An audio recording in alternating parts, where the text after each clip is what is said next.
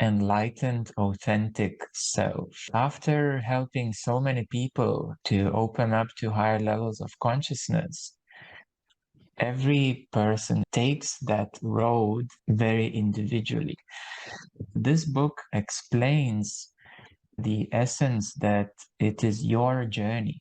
And first of all, authentic enlightenment means that we are not looking to idealization. Many people, when they hear the word enlightenment, self-realization, they realize, oh, I might never get there. And that actually, it's a false idea, false belief. Therefore, it prevents so many people to actually become self-realized, because self-realization means realizing the self, which is God consciousness, the essence of who you really are.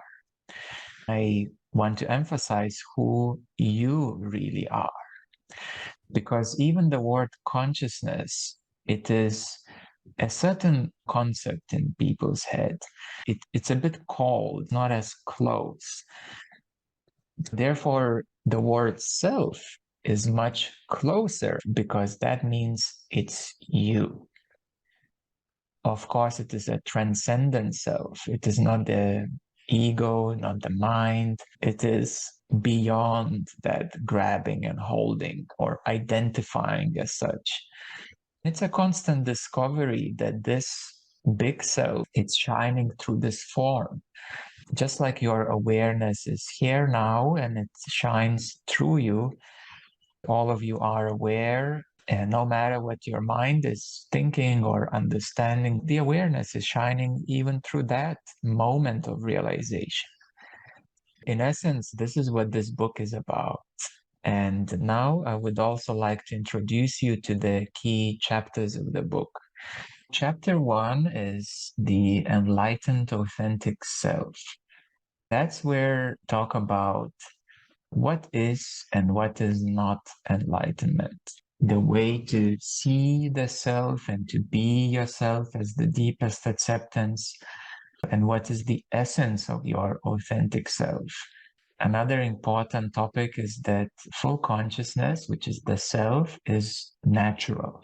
A very important clarification to many is that the spiritual adulthood starts with the non-dual integration. When one awakens to non-duality, that's where the spiritual adulthood begins.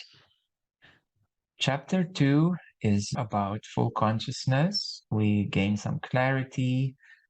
We look at the awakened emptiness, the nature of awakened emptiness, and how to transform things into full consciousness. Chapter 3 expands on awareness, the nature of awareness and experiences. We'll look also at the 3 key steps of enlightenment, at the Amrita Nadi, the heart on the right. And there are some practices as well, the inner sun practice and feel your feelings practice. We look at some of the other key topics of awareness, such as your attention, focus, the power of it, how it influences everything. And then what is experience? What is the essence of experience? And how can we shorten the distance of the focus back into awareness? In chapter 4, we go into levels of consciousness. We introduce all the key topics. In the book, we focus on the higher states. So we go from inner light with some of the practices. And what is new in the book, what is not on the website, is that we have key obstacles for each level of consciousness, as well as key processes. So you will find them here and some practices for each of the level of consciousness. Very practical book, actually. So we go through each LOC in chapter 4, all the way to full consciousness. And then we also talk that full consciousness is not the end. It's not the end of life. It's not the end of existence. It's actually opening to life and existence fully.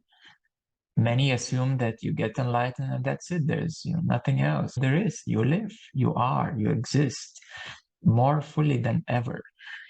And then we overview the infinite ascension and cosmology. Chapter 5 goes into spiritual myths and clarity. That's where we look at the key confusions of spirituality, enlightenment idealizations. We look at diversity of spiritual teachers, that there are many different ways and many different approaches. We have some examples here. The confusions of enlightening experiences versus the actual openings. When is the right time for non-duality and self-enquiry? Many people approach it too early, and it's not the right time for them. Subtle planes, how about those? And the path of devotion, the path of love, unity of all paths and openness. There are a lot of clarification of some of the biggest questions that I have received in the last 10 years of helping people to awakening. Also, we talk about challenging energies, emotions, triggers, psychological and trauma healing. That's a big role that it plays in the awakening process. And chapter 6 is about consciousness integration. It's about nervous system capacity, optional suffering, and importance of grounding into the present moment. There's a grounding practice about liberated, authentic personality and the heart's longing practice. This is a really sweet practice for everyone to try out. Then we speak about spiritual maturity and psychological maturity. These are really important topics, especially for people at higher levels of consciousness. Living beyond time and the instant now.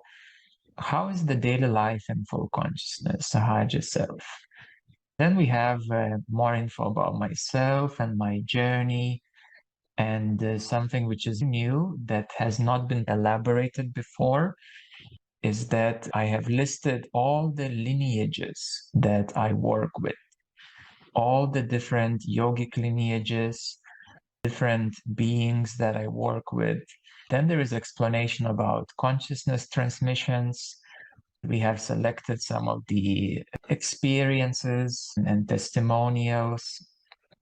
And the very last bit is the next steps to support your awakening after reading this book.